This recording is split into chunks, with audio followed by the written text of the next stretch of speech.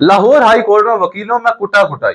السلام علیکم ناظرین، تعلیم، تہذیب، سلیقہ اور قانون کی علمداری، یہ وہ الفاظ ہیں جو ہم ہمیشہ وکلاء برادری کے لیے استعمال کرتے آئے ہیں، اور ہم سمجھتے تھے کہ یہ معاشرے کا سب سے زیادہ پڑھا لکھا، سب سے زیادہ اچھا، سب سے زیادہ باوقار اور ذمہ دار طبقہ ہے۔ لیکن حالیہ انتخابات میں جو مناظر سامنے آئے ہیں، انہوں نے اس تاثر کو شدید نقصان پہنچایا ہے، انہوں نے اس تاثر کو غلط ثابت کیا۔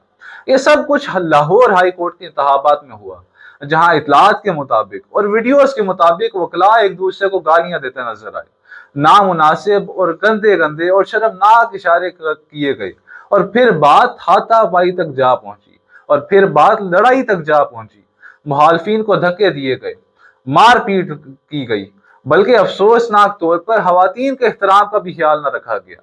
ایک ویڈیو میں تو یہ واضح طور پر دکھایا جا سکتا ہے، یہ ویڈیو بہت وائرل ہے، کہ خاتون پر تشدد کیا جا رہا ہے، جو نہ صرف افسوسناک ہے بلکہ پورے معاشرے کے لیے لمحہ فکریہ ہے۔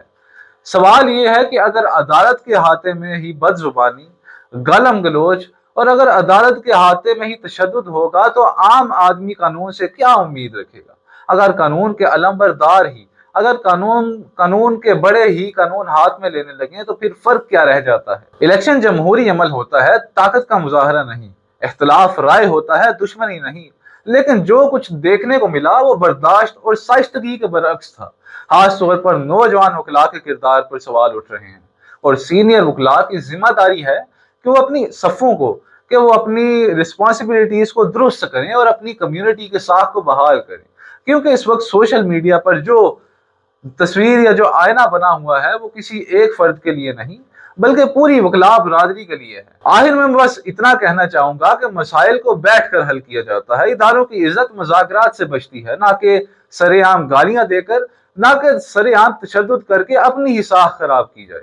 ضرورت اس بات کی ہے کہ ذمہ داران سنجیدگی سے بیٹھیں، معاملے کو سمجھیں، سلجھائیں، اور آئندہ ایسے واقعات کی روک تھام کے لیے واضح لائحہ عمل بنائیں، کیونکہ عزت بنانا مشکل اور کھونا بہت آسان ہوتا ہے۔